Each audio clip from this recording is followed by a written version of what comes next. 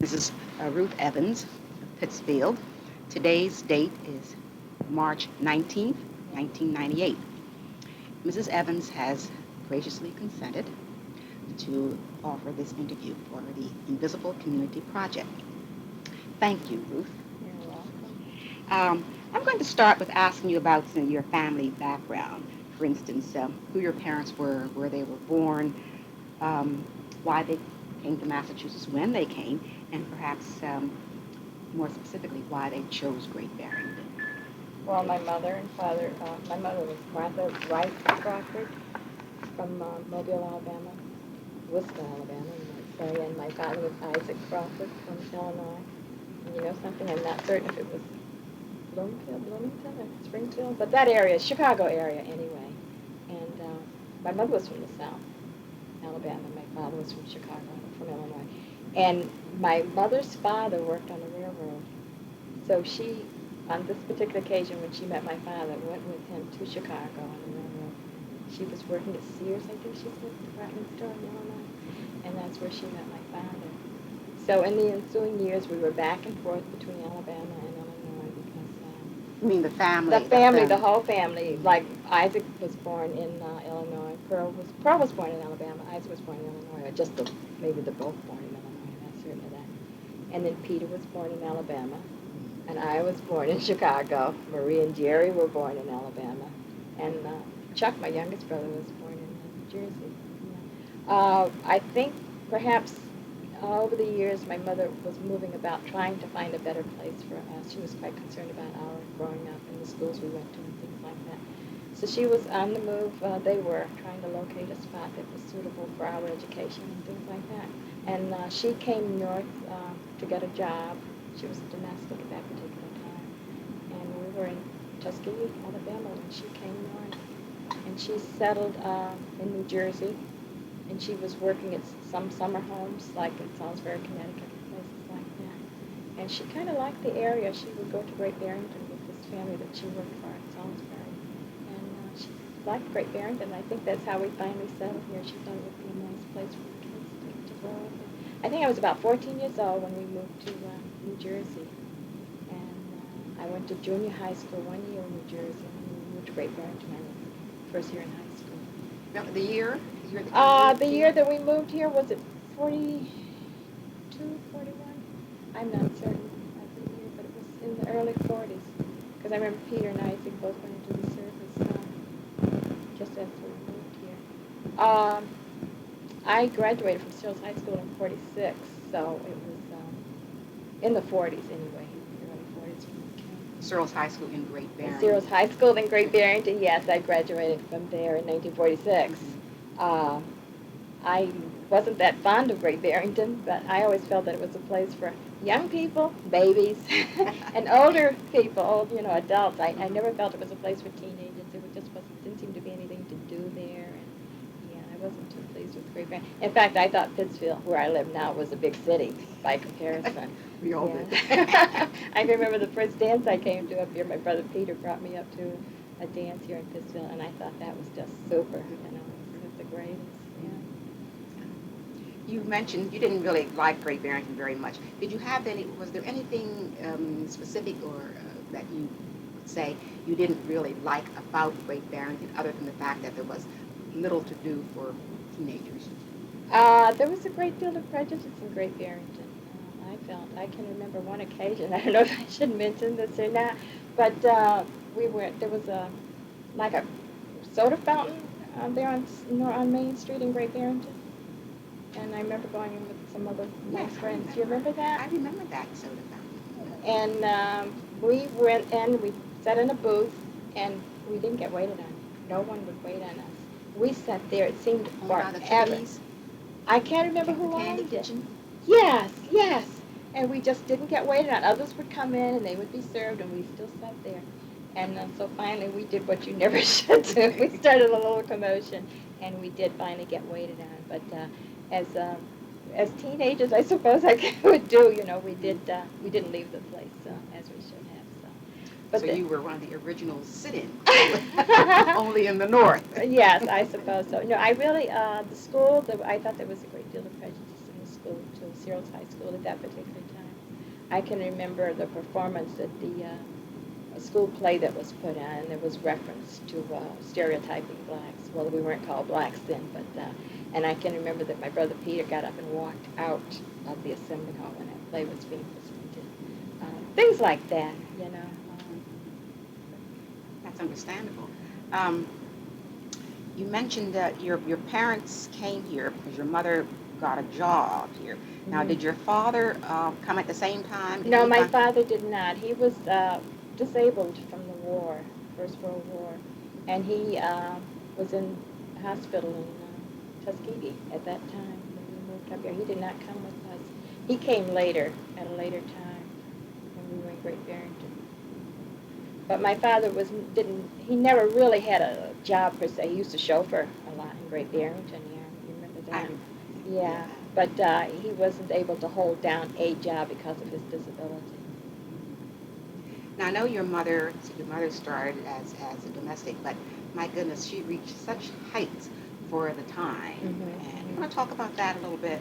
Well, she was always one to entrepreneur, I guess you would call her that. She was always anxious to start something new and really tried to succeed. And she had a tea room in Great Barrington, Crawford's Tea Room, and that was down on Main Street.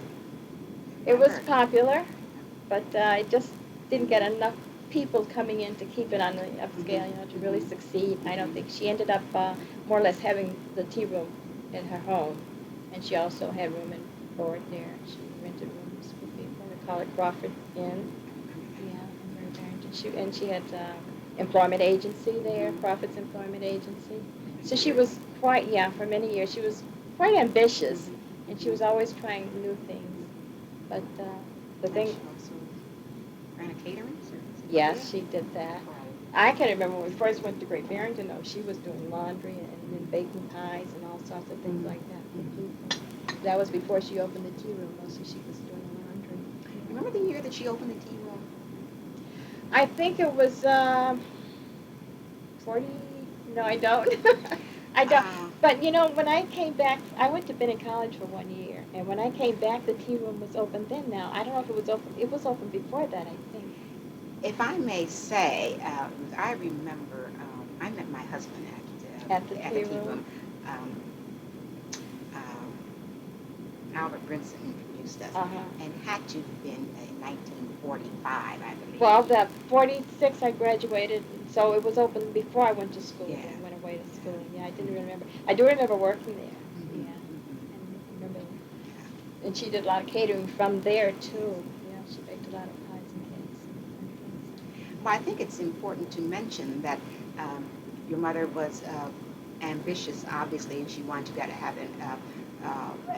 a business going that would benefit black folks. Certainly, I remember the tea room, but the inn, and people used to come. Yes, they would come up during the summer, and they would get rooms there. Go to Tanglewood and places like that. Yes. But this was, I think, it's significant to note that this was before. Yes, this was in let's see, Karen was born. Well, it was in the 60s. But 40s when she started. When she started, yes, but I can remember the tea room, the Crawford's Inn was mostly in the late 50s and early 60s, yeah. And snack bar. She had a snack bar at the tea room on Elm Court, Yeah.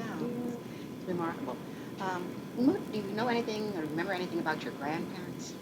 I remember my mother's, didn't know my father's parents. My mother's parents, Frank and Emma Wright. I remember them, yes, because when we lived in Alabama, we lived not too far from them. And I can remember my grandfather, Frank Wright, they used to say, my father always said he had his wings up. You'd see him standing over, looking around, surveying the land, and he'd have his hands on his hips. And my father used to always remark that he had his wings up. But I remember when he died just about the year, I think, that we left that area and moved to Tuskegee.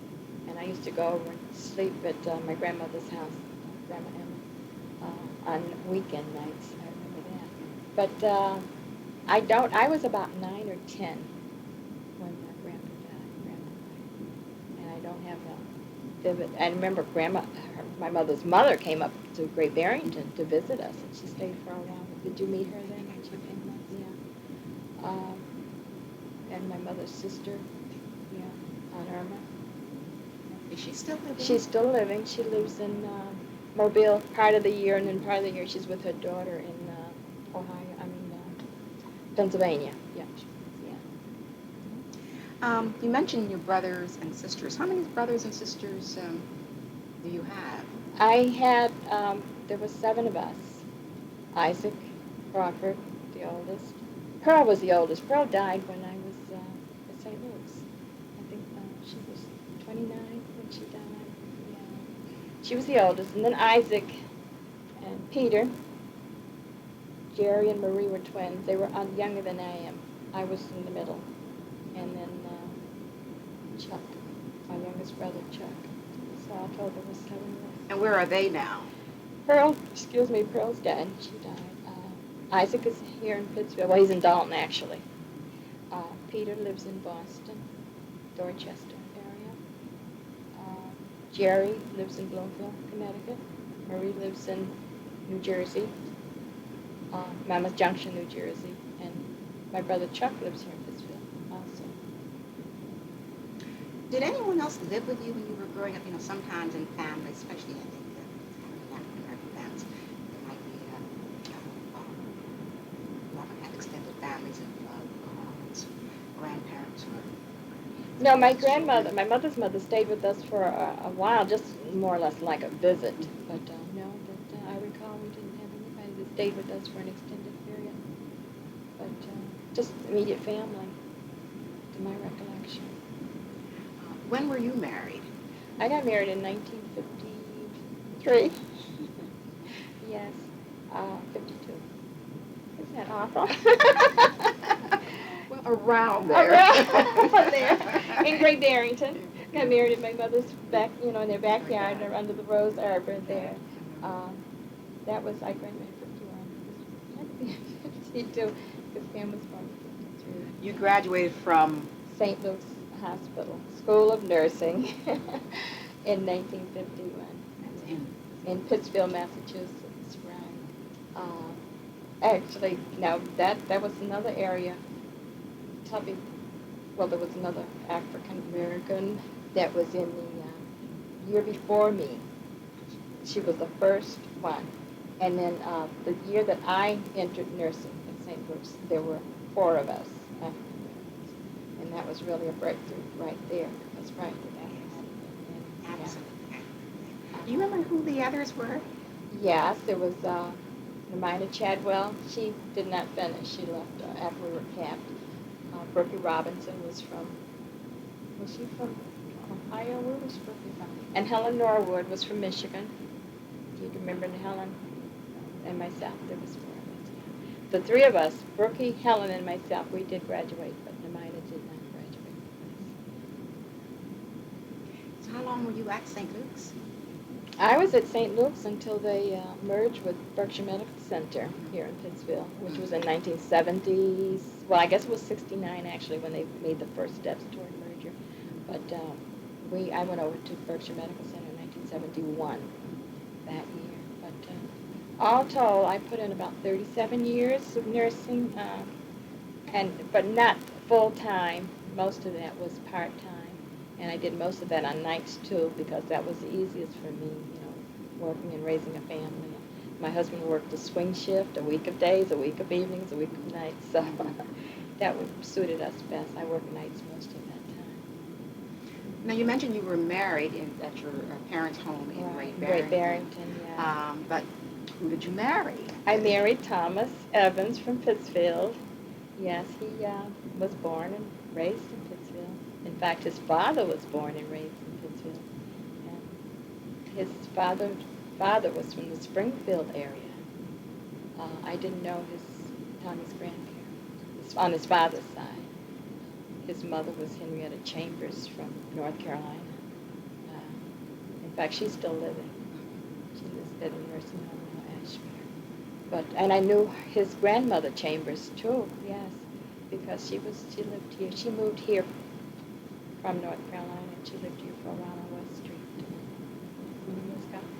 But Tommy's father was quite a entrepreneur also, and he started several businesses. He was a carpenter. He built homes, and he loved building furniture. And I just wish there was someone here that could talk to, and give his background too, because. Well, tell us what you know about Well, it. I know that he had a kiln over here in this area where we live, off Cole Avenue here in Pittsfield, and he used to make charcoal briquettes. And then when this area started to build up, he went up on the mountain going toward Albany. Lebanon? Lebanon, yes. Mountain? Route 49, yeah, up there he built a kiln. He built a cabin up there too. He had a swimming pool that he built up there. But anyway, when he had that kiln that he built up there, he used to make brushes and little toothbrushes and dental equipment that dentists use. And he was affiliated with the company Dixon and Company from New Jersey, and they used to come up here and check things out and place orders with him. He used to go down there and present different stuff to them. I really don't know his total involvement, and I wish there was someone here that really could remember, could tell it. But I remember the fact that he was a builder. Didn't he build the house? He built the house that I'm living in now. Mm-hmm. He built the house next door, and he built the house that they lived in on the corner here, on the corner of Cole Avenue and Lanark Road. He built the 3 houses.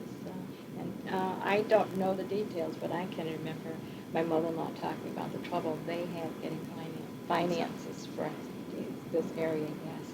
They went through an awful lot, and I think it ended up with some kind of a court something. I'm not sure of the details, but I do know that she often remarked on the trouble they had getting bank loans and being able to finance this. But he did get He some persevered. back. Yes, he did. That was the first house he built, 48th Lanark Road, I think it is, and this was the second, 46th Lanark Road. And then on the corner there, it's 165 Cole Avenue. He built that house too. And Tommy's brother Herbie used to live in the first house there, and then Tommy and I moved into this one, and they lived on the corner there. That's remarkable. I remember some of that. Yeah. Now, did your husband Tom help your dad in his business at all? Yes, he did, part-time, but Papa, that was not his full-time job. Papa worked for Western Mass Electric, and Papa's Papa worked for Western Mass Electric, and Papa's uncle worked for Western Mass Electric. So there was, I think when Papa retired, they did a family kind of a history for that particular thing, and there was over 100 years service for, all the Evanses at that time. You have any idea where that history is? No, but I might be able to look up something and find something on it for Terrific. you, Oh, yeah. I love it. But Papa worked there, and Tommy worked there, and Tommy's brother Herbie worked there for Western Mass Electric. I remember when Tommy first came home from the service, he got a job at GE that lasted 1 year. He was at Lipton's first, and then he went to GE for 1 year, and then he got into Western Mass, and he put in 40-some years service at Western Mass Electric. Yes. But that was when it was over there on Silver Lake Boulevard and at the plant, and then they built a place on West Street. He was still employed there when they built that new company. That's remarkable because I don't know of any other African Americans who were employed by those sort of service industries at that time. Yes, they put the whole family put in quite a few years there. Papa was born, like I said, here in Pittsfield, and they lived right down here on Dundee, a couple of streets down. Yeah, on Dundee. And I can remember Papa saying how he used to walk to school, and he said when he had his tonsils out, he walked from here to Pittsfield General Hospital, which it was at that time, to have his tonsils out, and walked back home afterwards. Those So were I the think days. How things have changed How since things have then. changed. Yes, Children have to be picked up Mhm, and driven 2 blocks. Right. Yeah. So how many children did you and Tommy have? We had 4, 2 boys and 2 girls. Pam is the oldest. She's, in fact, Pam lives next door now at my in-laws' home. And then Karen. Pam is Pam Ross now. And Karen, she never married. She's Karen Evans. She lives in Hartford, Connecticut. And I had 2 boys, and I've lost both of those. Such a tragedy. Yeah, Thomas Crawford Evans was my oldest. He had cancer. And then Chuck, just a couple months ago. And you have grandchildren. 2 grandsons, Matthew and Jordan. Yes, they're That must be the light of your life. Oh, yes. Jordan is 16 now. Oh, wow. And Matthew is 12. Well, Jordan will be 16 the end of next month. I shouldn't Yeah. advance his age, should I? Oh, well, he would like it. He would like it. Yeah. He got his license, you see. I know, he's talking about that already, Yeah. his permit Mhm. anyway. And Matthew is 12. He'll be 13 for his second of May. And they live across the Right. Next so door. That's Yeah, nice. so that's nice. Matthew comes up every morning Mhm. and spends about 20 minutes with me before his school Check bus you out. comes. Makes And I it love feel all that. right. I'm sure you do. Yeah. I ask you about your church affiliations. I know there was a long affiliation with, certainly beginning with your mother. Oh, well, my Church. mother, she was something else. She was very religious, and I guess all of us kind of picked that up from her. From great faith, believers. She started the church in Great Barrington, as a matter of fact. Macedonian Baptist Church. She and my father were the founders of that, And I joined First Baptist Church here in Pittsfield. In fact, the year before I was married, because I had been living in Pittsfield. After I graduated from Searles High School, I stayed on at the home there, at the nurse's dorm. I never went back to Great Barrington. And I've been a member of First Baptist Church since 52. Yeah, 51, 52. Where did your mother, I know she began the church, your father, the founders of the Macedonian Baptist Church in Great Barrington, but where did they meet originally in Great Barrington? Do you remember that? They, no, I don't. Like I said, my memory is. Did they meet at They met your at the home home. first? They met at their home first, but it seems to me they met at some A Thursday place morning club? down at. Yes, right. They did on Main Street there, right next to the post office. Right. They did meet there. Yeah. On Sunday. But I remember they did start it in their home. Right. Because when we first went to Great Barrington, we were going to the AME Zion Church. Yes, and she was very active in that too. But her first love in church has always been the Sunday school. And she was superintendent of the Sunday school there. And she always had a youth group, and she would take them on trips and things. In fact, even after my kids were, my kids, she took them too. Pam and Karen, they always talk about the trips that Grandma used to take them on, as if it was for them personally. Exactly. But it was for all the youth in the church. She was very. Your mother was interested not only in faith and having, not only had a very strong faith and instilled that in her children, but other children who were in her charge when they went to Sunday school. Yeah. But she was also interested in education. Right. Yes. She was very adopted.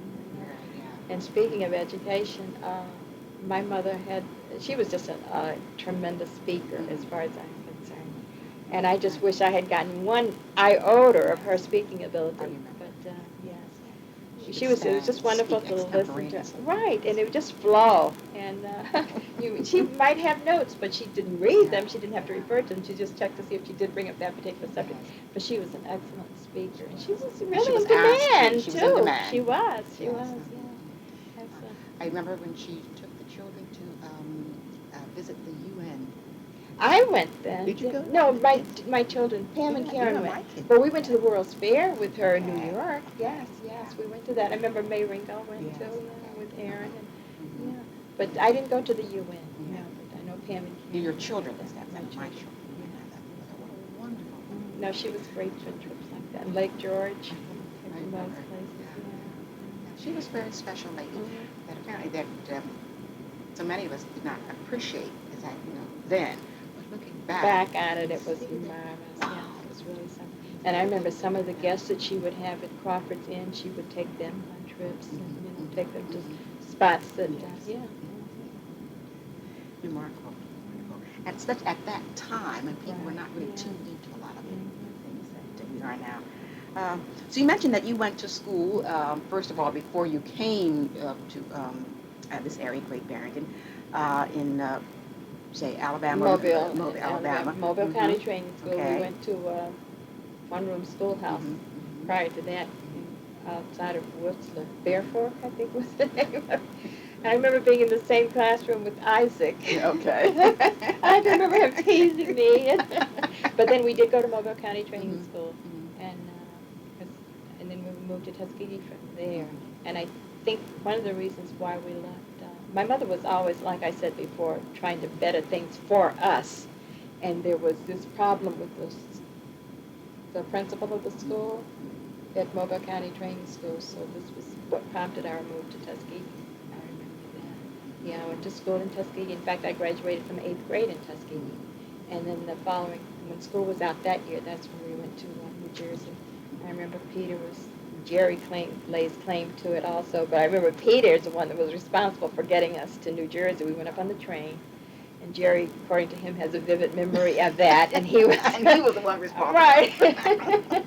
But I just don't remember all He was these. only about 8 or 9 He was at the time. younger than I was. Yeah. Well, no, let's see. I'm 2.5 years older than they were. If I was just graduated from 8th grade, yeah, they must have been about 10 or so. Yeah. Right. You're right.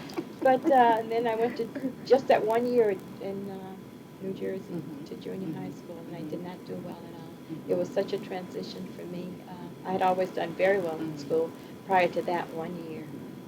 It was kind of like all of a sudden I had all these faces that I'm not familiar with thrust upon me, and I didn't fare well in school in New Jersey. So when I went to Great Barrington, I was in the 9th grade. It was more or less repeating what I had done in New Jersey. That was my worst year of schooling ever. But I think it was going from an all-black school to where we were very much in the minority, and that made a big difference. It must have, yes. I think it affected me more than anyone else in my family, I would assume, because the others seemed to have done all right, but I did not. But at that age, just beginning to those teenage years when you're certainly very impressionable and all kinds of things are happening to you physically and emotionally. And that was the same year when they discovered that I had a heart murmur and I was restricted from gym and things like that, So it was a bad year for me. I guess I could call it my worst year. But after we moved to Great Barrington, then we kind of settled in there and did much better. And you mentioned 1 or 2 incidents in school in Great Barrington. How did you fare with the students, white students, socially? Didn't. No contact. Once you left school, that was it. You just saw your own in your own neighborhood. And no social life whatsoever. So when I went to St. Luke's, it was a big difference for me because there we were like family, and I got to know some of the girls very well. In fact, some of the girls in my class were also from Searles High School, and it was like a whole new world, to get to know them, to really get to know them, because we were a smaller grouping, and like I said, it was like a family there at St. Luke's High School. So I got to know some of them that I probably never would have known otherwise. In fact, did you then work with some when you graduated from St. Luke's? Not. Any of the ones that you had gone to school with? I did. I graduated with them from St. Luke's, but I didn't graduate with them from Searles, because I was older in my class. I was among the older ones in my class at St. Luke's, because I didn't go into St. Luke's until a couple of years after I graduated from high school. So there were a group of us that were older, and I was one of them. And then did you work with some of these? Yes, after graduation. And how did that work out? Fine. I didn't have any problems with that. St. Luke's, nursing, you were considered, how shall I express it? When I graduated, it wasn't what you had upstairs, it was what you were able to do with your hands, more or less. Now it's made really a big change in nursing now. It's more knowledge of more book and stuff like that, and less bedside nursing. So, but at that particular time,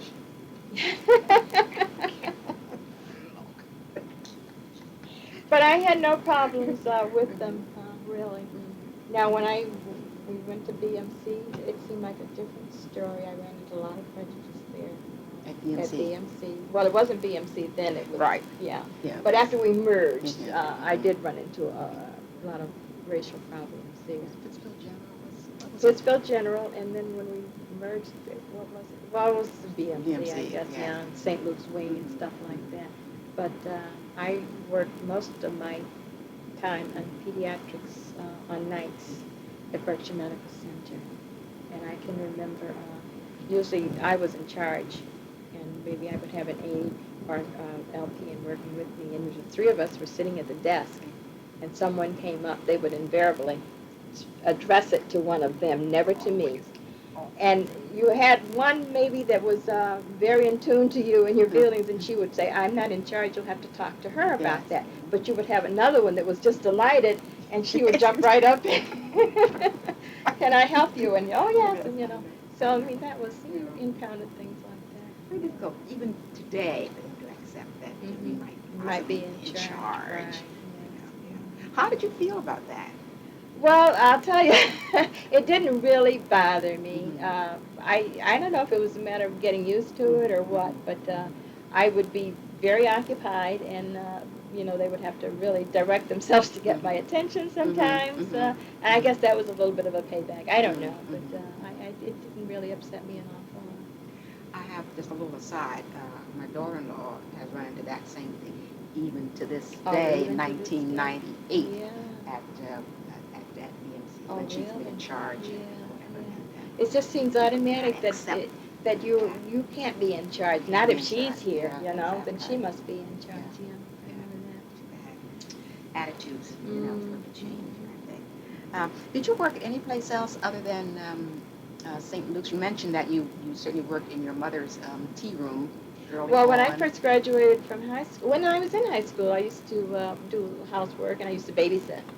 I can remember a family that I babysat for in Monterey for years. And I used to do housework on weekends and things like that. But my mother did a lot of catering, and do you remember Mr. Morgan in Great Barrington? It was auctioneer. Yes, my mother used to cater at all of his auctions, and I used to go with her and help her with those things, selling sandwiches and sodas and stuff like that. But other than that, once I got into St. Luke's, That was a year-round program, wasn't it? Was it year-round? St. Luke's was year-round, right, yes. It was a 3-year program, diploma school. And I didn't really, well, maybe on a weekend or something, not a weekend, but if I was off, I might go to Great Barrington and go with my mother on a catering job or something of that nature, but I didn't have another job, per se. Then after I graduated from St. Luke's, I just worked there. And then after I had my children, I just stayed right there, and I worked fewer hours or went on nights or something like that to accommodate the home situation. And then when we merged, I went to Berkshire Medical Center, and I stayed there until I retired. The other thing is, if I'm not mistaken, there weren't any other jobs for young black women at that time other than domestic work. Unless you were able to work in your parents' business. Or in the kitchen at a restaurant. Or but in the not kitchen at the hospital. Right, but not as a clerk in a store even. No. Sad. And we're in 1998, and I'm trying to think. I can't think of anybody who was in the bank. I had someone there a couple years ago. For a while. Yes, there is. I don't know her name, but there's one at Bank Boston. I've seen her. There's one at Bank Boston. Yeah. In Great Barrington. Right here in Pittsfield. But and the telephone companies had. The telephone companies did have, Mary Ella was there. But I'm not certain of who is there now, later. because you don't go into the telephone company now like you used to. So I'm not certain of that.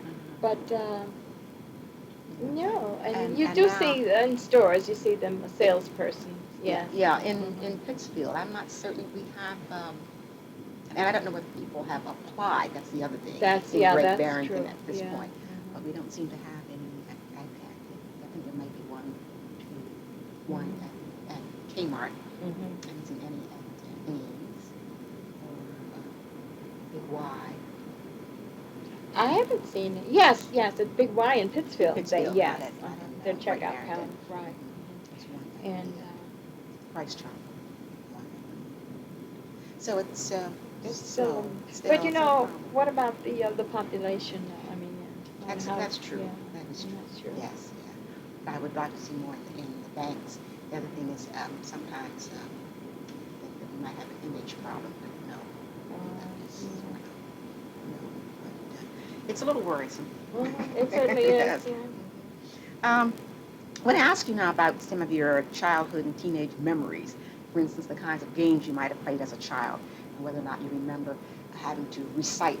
I know being a child in your mother's church, I know you had to recite something at some point or other, and sometimes in school, we had to learn poems and things like that. Any childhood memories about them? No, not really. I was always a shy person, and not an introvert. I mean, not an extrovert, definitely an introvert. So if I had to do something, I probably would have.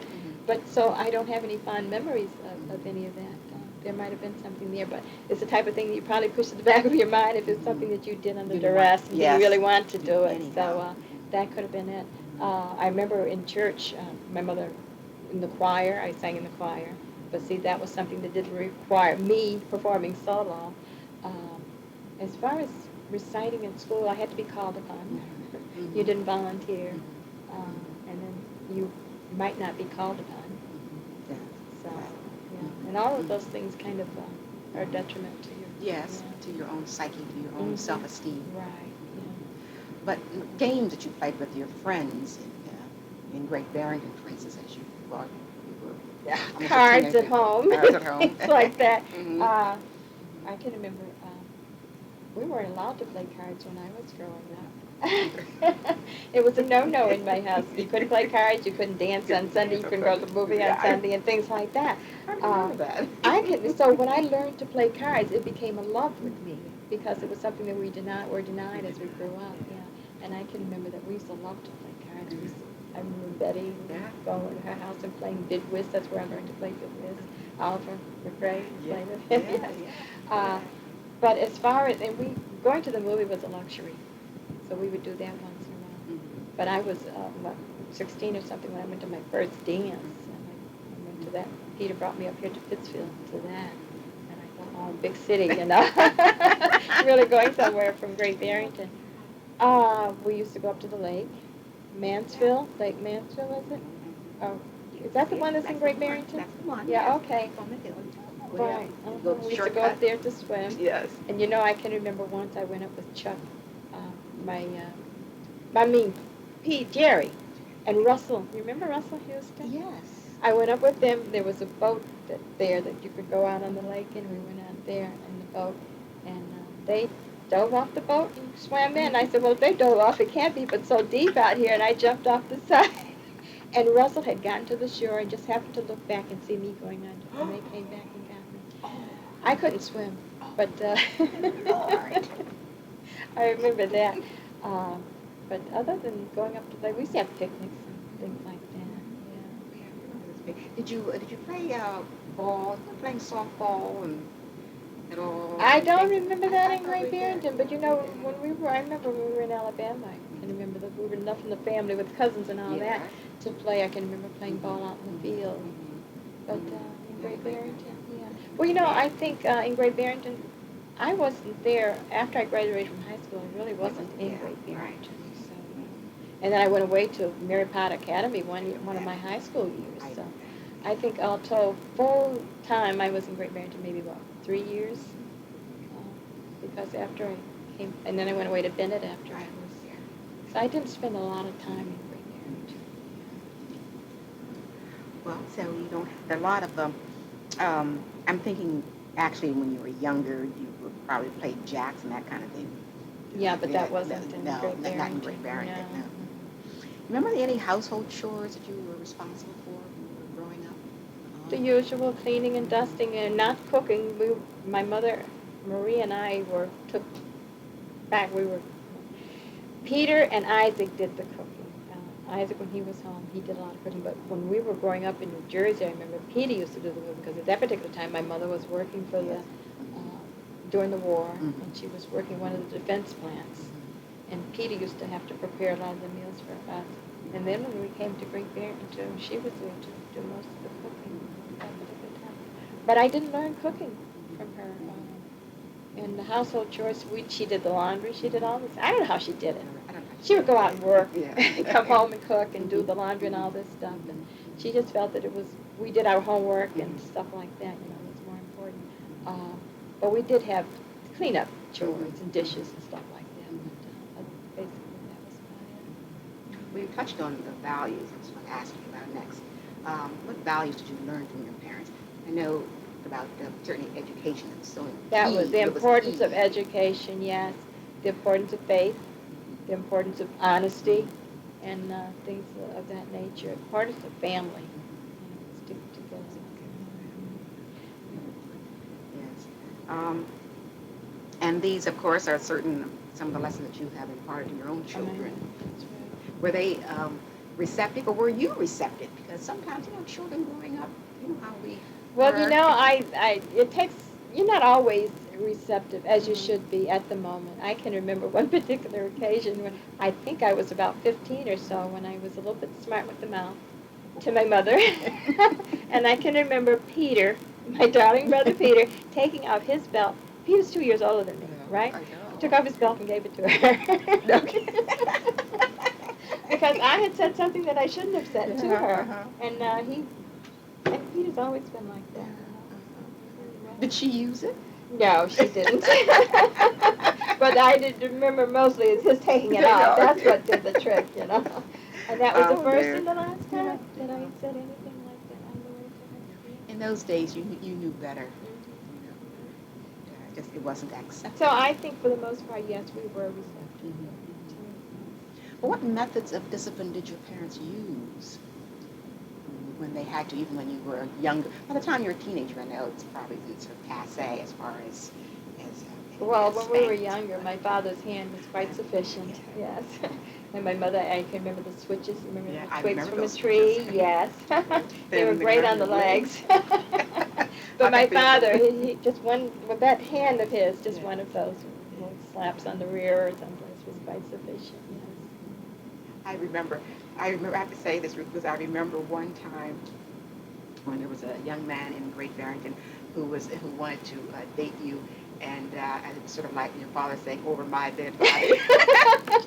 And I remember once when we went to Connecticut to something, and we weren't able to get back, the car broke down or something, and we didn't get back. And I was afraid to go home. I really was. And I can tell you that I had an imprint of a hand on my face for a few days. But, yeah, things like that. Things like that, I know. They were very serious business, and they were serious about discipline when they had to be. Remember any stories that you heard when you were growing up? Any stories that perhaps your parents told? Any kind of stories about their own lives, what they had to confront? Well, I'm sure there were many, but that's the type of thing that I would have to think about. And, if I, to questions like that in advance, give me a chance to recall some of them. I'm sure there were many, but off the spur of the moment, I think it's Because your family moved to various places. right, so they, yes, in South and Illinois, New Jersey. I can remember one particular thing that my father used to talk about. His sister was married to Uncle Tom in Chicago, and Uncle Tom used to come to Alabama to visit us. But when he came to Alabama, he rode as a white person because he was out there, and my father would meet him at the train as his chauffeur and bring him out to our place. Interesting. Interesting. And Uncle Tom came to Great Barrington to visit us. He and Aunt Mary and in fact, they were in Great Barrington when I got married. They came to visit us there in Great Barrington. Interesting.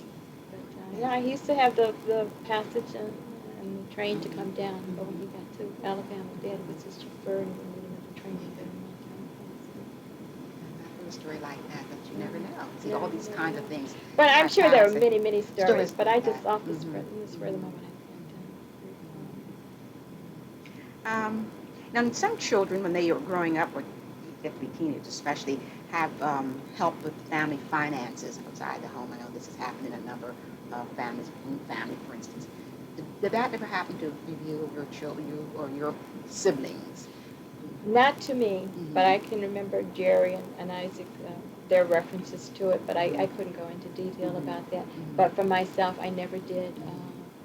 I used to babysit and things like that, but what I made was mine. And even when I went in nursing there, of course, the finances were nothing compared to what they are today. I mean, for the 3 years, I don't even think it reached $1,000 back in those days. But my mother did what she managed. And any money that I made, like when I helped her cater and stuff like that, I would use to, if I needed clothes and stuff like that. She didn't have to put clothes on my back once I had left home. But I don't remember making any great contributions financially to the home. Did you have a particular any sort of skills, or did you learn to do anything like knitting and crocheting, or developing any craft skills? Did you do any of those? Well, I can remember when I was in Tuskegee, when I was in grammar school there, I learned to knit, and I loved it. I was never great at it, but I enjoyed doing it. I can remember even trying to teach my mother to crochet, to knit. And she said she just couldn't get the hang of it. Her fingers were just not accustomed to doing that kind of work. I don't knit so much now, but I crochet a lot, and I love it. That's my pastime, is crocheting. In fact, that's an Afghan there that I'm making. Oh, are you? Oh, Yeah. wow. And I make a lot of for those. your children or I just think grandchildren? for weddings, all my nephews and nieces, I think just about every family has an Afghan that I have No made. kidding. I think Karen said she has something like 3 of them that I've made for Kidding. her. Pam, I've made all my kids Yeah. Afghans, and one. I have at least 2. They're usually baby Afghans, smaller ones that I made that they've said, and they've always managed to go. But right now, when Rhoda was in the hospital, I made her one for a lap robe, and the one I'm making now is for my own self. That's for my dad. But I enjoy doing that, and I'm not great at it, but I use the same pattern. Once I learn a pattern, I make the same one over and over again. But it's very relaxing when you're sitting in front of the TV and something like that. And other than that, I guess my second love right now is computer. Yeah. I'm not great at it, but I love, going online. I was just going to ask you what else do you do now with your time, now that you're retired? And I other than- volunteer also. I volunteer. I used to volunteer 2 days a week, but it began to seem more like work, and I wasn't enjoying it as much, so I cut down to just one full day now. Usually on Tuesdays, I go to the Berkshire Medical Center Medical Library. I volunteer there for a few hours in the morning, and then in the afternoon. What do you do there? Sort of like a clerk, I guess. If other hospitals in the area send in, they want some ILLs, some reference material, I might look it up and send it to them. And most of what I do right now are statistics. We have what they call MABISL, all the hospitals that are affiliated with us from Massachusetts, and they send their stats to my library, and I have to compile them annually, send them out to whoever's the chairperson. I shelf books, and I copy articles and things of that nature, so I guess you could say I'm kind of a clerk there in the medical library. And then at the senior center, I work in the office there, answering telephone, putting information in the computer and things like that. And you also... I travel a little bit, but not as much as I would like to. I can remember when my husband first died, which was in '89. For the first 2 or 3 years, I just didn't want to stay home. I couldn't go enough. And that year, a couple of years after he died, in fact, I went to Europe with Isaac and Rosemary that time. We were to California a couple of times. Then I went to the Rose Bowl that time of year with the group from Boston. Now all of a sudden I'm content to stay home, but at that particular time I just couldn't go Felt the enough. need. Yeah. So I don't really travel enough, very much now. I do try to get to Pennsylvania maybe once a year to visit my cousin there in Harrisburg, and I go down to Jersey to visit my sister, but I don't travel like I used to. You have a cousin in Harrisburg? Yeah, my mother's sister's daughter. Irma's? Irma's daughter, yes, in Harrisburg, Pennsylvania. In fact, Irma's my mother's only living relative, yeah, because Uncle Joe died, Uncle Ernest, all our brothers have died. So Irma is her only sibling that's still living. Irma's 80, upper 80s, yeah. She still lives alone. I mean, she still runs her own home in Mobile, Alabama.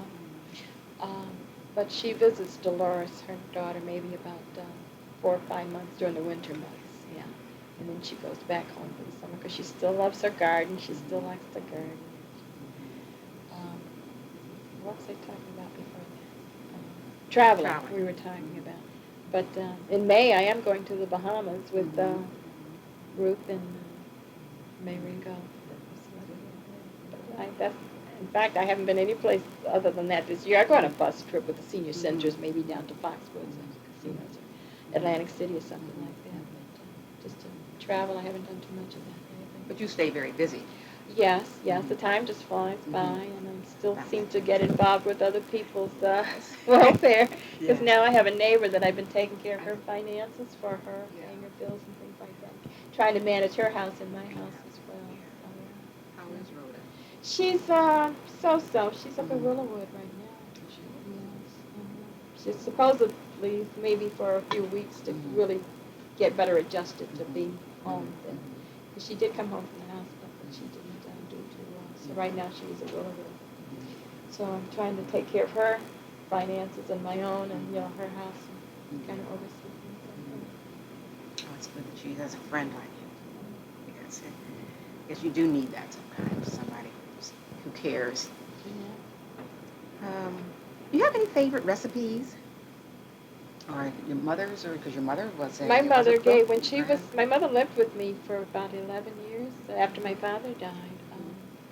She came here in my father died in 78, so it was that following summer she came to live with me, and I had her with me for 11 years. She did give me a soup recipe that I use for turkey, for leftover turkey after Thanksgiving, the turkey bones and all that. So I make that. And there was one other recipe she gave me too, I can't remember. My mother was a great cook. But she was a dash of this and a pinch of that, so when it came to giving somebody else the recipe, I guess so. And I have to follow a recipe. I'm really not a good cook. I don't enjoy cooking, to be perfectly honest with you. Yeah. So that's another thing I did not get from my mother. I didn't get her speaking ability, and I didn't get her love for cooking. I cooked. I had to cook. When my kids were growing up. The only part of that I really kind of enjoyed was baking. I loved baking. I did get her biscuit recipe, and my family always liked my biscuits. And I got her applesauce recipe, and they loved my applesauce. But other than that, I used to make birthday cakes for everybody. Now I don't cook anymore. I very seldom cook. My Pam and her family, we tried to get together every Sunday for dinner. So we kind of share the menu. I'll bring something. I make something, or they'll bring something. And Karen tries to get home once a month from Connecticut. So now she's coming home next weekend, and the three of us will be sharing the menu for that particular. In fact, I think she said she would make the macaroni and cheese and the cake for dessert, and I'm supposed to do the. She told me to do some baked chicken, and Pam's supposed to do the salad or vegetables and biscuits. And that's a special occasion, or no? It's just that we try to do this. That. At least we do this every Sunday, unless we have something else that we have to do. Like last Sunday we had the Forever Young group at church, so we weren't able to have it then. But we always do when Karen comes home anyway. But for the most part, we've been doing pretty well with it, and I enjoy that. I really do. It's kind of like families together. Yes, and it's so important, isn't it? The families together. So what do you do on a normal basis? You said you're not cooking much during the week. I love salad. I eat a lot of salad. Sounds like Ruth Jones. I think she's the yes. same, but she doesn't cook and I anymore. don't have a lot of people's aversion to TV dinners. Yeah, well, I'm happy with. They're much better. Yes, they are. And I love the lean cuisine, things like that. So I like turkey pot pie. They tend to be a little heavy on the sodium, I think. Yeah. Yeah. Oh, one brand though is pretty good. Yeah, I did agree. Yeah. But I like TV dinners. All right, some of them are great, and there are different affairs that you go to. Yes. So breakfast. I'm not a breakfast eater, so if I can eat somewhere between breakfast and lunch, and then have dinner later, 2 meals a day, it's fine. Yeah. Especially if you're not using up burning any, the energy. You're not really doing a lot to up. That's right. And most of what I do is walk. Yeah. I do Which is walk. good. Yeah. I try to get in a few miles a day, or maybe at least 3 days a week. Like I went to the mall this morning and walked around the entire mall. It's 3/4 of a mile around, and I went around 4 times. Yes, I went around 4 times, so I had a total of 3 miles and 2 tenths, so almost 3.5 miles. That's good to know. Usually we start at Sears and walk all the way up. Well, if you go into all the little doorways and make all the little, then it's 3/4 of a mile around. Outside it's 1.25 miles. If you go all the way around the outside, and I have done that too. And weather has been good. I have a pedometer, so I can. Oh, you? That's what I keep saying I must get. So I check the mileage that way. Where'd you get your pedometer? I had it at a sports store, but I'm sure they have it at other stores too. Let's check into that. You mentioned that you have your hobby, of course, is crocheting. You do a lot of that. And did your mother or your grandmother have any hobbies? My mother I don't know if she had any special hobby, but she just loved being involved in anything that was in the field of Christianity, you know, school, church. She was very involved in that always. Her mother, I don't recall. I just don't remember if she did have any. But I know her sister Irma, like I said, her love is gardening. She loves that, being outside and working in the garden. My mother had a great love of many things that she wasn't able to get basically involved in, like gardening and flowers. She loved beautiful flowers and roses. And I can remember she always had an arbor, a rose garden or something. But she liked to be involved with church activities. She was in Eastern Star. She was very involved in that. So I don't know if you can't consider that a hobby, really, but it was an involvement that she enjoyed. Yes. And your father was a hunter, wasn't he? My father loved to hunt. Yes. Deer season.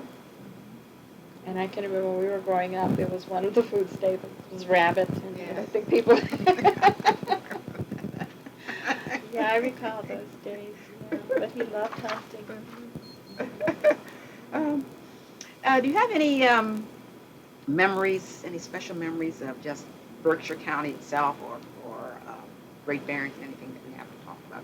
Any memories at all, good, bad, or nice, special times or things or people? Well, especially not in Great Barrington. Like I said, I was only there for those few years. In Pittsfield, I have not really. We had a club here in Pittsfield with Golden. Do you remember the Golden Leaves? Golden Leaves. It was young married women, and I was involved with that. And then we had another club that we started, Partners in Progress. This was, I remember that. We was dealing mostly with housing, and we had several houses that we used to pay dues and buy shares and stuff. It was quite involved, but that petered out because we ran into so many problems renting, and that's something that I would never want to get involved in again. But there was quite a few. It wasn't an investment club. It was an investment club. Oh, okay. Yes. It was an investment club. We invested in it, and we had shares. And in fact, Isaac and Rosemary, there were quite a few of us that were in it, but then slowly it just kind of petered out. Arthur Stein was our attorney, and we used to meet regularly. Henry Rollison was in it. And there was quite a few of us. You never heard of that? I think I did hear of it, but it didn't affect us. We were down county. In fact, I think my brother Peter in Boston was going to get a share too, but I don't know if he ever did or not. Now, if you that's something that I could probably tell you more about. That is, because that wasn't recent, apparently, was it? No, that I think maybe in the early 70s might have been when it disbanded, or the mid 70s, somewhere around in there. Because we ran into so many financial problems with renting to people and not being able to collect the rent. So we ended up, we bought a few houses, so we did manage to buy a few houses. But what happened to them? The bank took over or something, because we eventually just totally lost out on the deal, because we just were not equipped to handle the situations that we ran into. But like I said, I'm sure there's somebody else who can give you more information on that than I can. That's interesting. It might have been in the very early 80s that we totally disbanded. I'm not certain. But the Golden Leaves, we kind of grew out of that. I guess our kids grew up. When we first started that, we all had young kids. Yes. And it was a group of young married women when we first started that. It's an outlet. And I enjoyed that. We had a lot of fun with that. We used to have, remember the Queen contest that we used to have? Yes. And it was nice. It was something that they didn't have here in the city. And it was needed. And we used to have dances and things, and it was wonderful someplace for kids to go. Very successful. And I still have pictures from that. Have those pictures here? But you were never what's the organization your mother belonged to? Eastern Star. So I never got involved with that. I never had any interest in that at all. She talked about it, and she would love to have had me become involved in it, but I just, I was working and raising a family, and I know I just didn't have her get up and go, I guess, because she could do all these things, and I just never, So those were your only community involvements with the Golden Leaves and the and Parties in Progress. Yes. And then church. And the church, of course. I didn't teach church school or anything like that, but I was involved. When my kids were smaller, I used to be do like the roll calls and stuff like that in the church school. We call it church school, but it was Sunday school. Yeah, and I used to be there on Sundays for that. I was a deaconess and things of that nature in the church. But the only thing that I'm involved with right now, I was on the library committee and the flower committee. Church. Well, if think of anything else, I'd be happy to hear you. And if you think of anything later on, I'm happy to come back. That's usually the case, you know. Well, why didn't I say this? Or why didn't I Yeah. mention that? You know, you just spur the moment. You don't always think of I know. anything. You Just can't. like I said, if you had a questionnaire or something Yeah. to Well, I study just, and basic yeah. questions. But if you think of anything and just jot it down, I'll be happy to come back and Okay, try I'll keep this that in again. mind. But Yeah. in the meantime, you have given me a lot of information. Right, I don't A know. I hope lot there's of something there that information. you could use. Yeah. Absolutely. They're very important. And we'll file this way. Okay. I want to thank you very much You're for quite letting me welcome. come to interview Yes. you. And I know our relationship goes way back. Way also, back, we were, yes. I was a teenager at the same time you were. Right. Now, And, you are younger than Marie and Jerry, or right no, there with them? I'm In probably between? some months older. Okay, than okay, that yeah. day. Yeah, we are the same age for a long period of time. Then I have a birthday. Yeah, okay. That's the way it was with Tommy's sister, Viv. Okay, yes. Yeah, because she turned an age in April, and then I turned that same age in June. Yeah. January was her birthday. Chucky, Tommy's brother, Chuck's birthday is April 1st. He was. His brothers. Just Well, there was vaguely. Herbie. You remember Herbie, don't you? I should be Herbie died last November. Oh, Yeah, he worked with us in Mass also. Okay. Herbie was had moved to East Long Meadow, Mm-hmm. but he had a heart attack, and he arrested in the emergency room, and they revived him. But he was never too well after that. He had emphysema, something terrible too. But he died last November. And his brother Chucky lives in California. His brother Bill was in Boston for years and years, but he moved to California. Right now he's living in Texas. He's retired. And there was just the four boys. Yeah. His sister Bibby died. Yeah, She I heard died Bibby. just before her 50th birthday. I was going to say, I knew she was really young when she died. And his sister Betty lives in Youngstown, Ohio. Yeah, she was Tommy was the oldest. Oh, I didn't realize he Yeah, he was the oldest, and then Betty, and then Chucky, Bib Chucky, Bill. And his mother, you said, is still living in a She's still nursing living. home. She lives in she's in the Ashmere nursing home. She's quite elderly at this point. Hillsdale. She'll be 89. She just had a birthday in January, and she was 80. Wait a minute. She was born in 1988. She just turned. Does she have her faculties? No, she is. Well, to use an expression that is despised by most, vegetable. They put a feeding tube in her, which I hated to see, but just not too many long weeks ago. Yeah, she had a feeding tube put in. In fact, she was just in the hospital last week because she had an infection, bronchitis. But no, she's not well, and there's no response from her. Although I did, when Pam and I went out to see her Monday, we went out, and I thought that her face seemed a little brighter, and it's because of the feedings, probably, yes, because, and she did open both eyes when we were talking to her, but no response from her, none whatsoever, but she did open both eyes when we were talking. So you don't know whether she heard you or understood I you or don't anything? know, just It's hard to tell. but she's not. Yeah, 88. I remember her very well. Henrietta, James, Evan. And she has a sister who's living too, but I haven't been in contact with her. Well, time gets away from us. Yes, yes.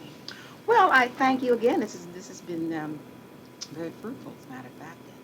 And I'm glad I had a chance to come and see your lovely home again. It's been a long time. A very long time, That's a too long far. time, yes, And speaking, you know, who was here this morning? Renita, remember?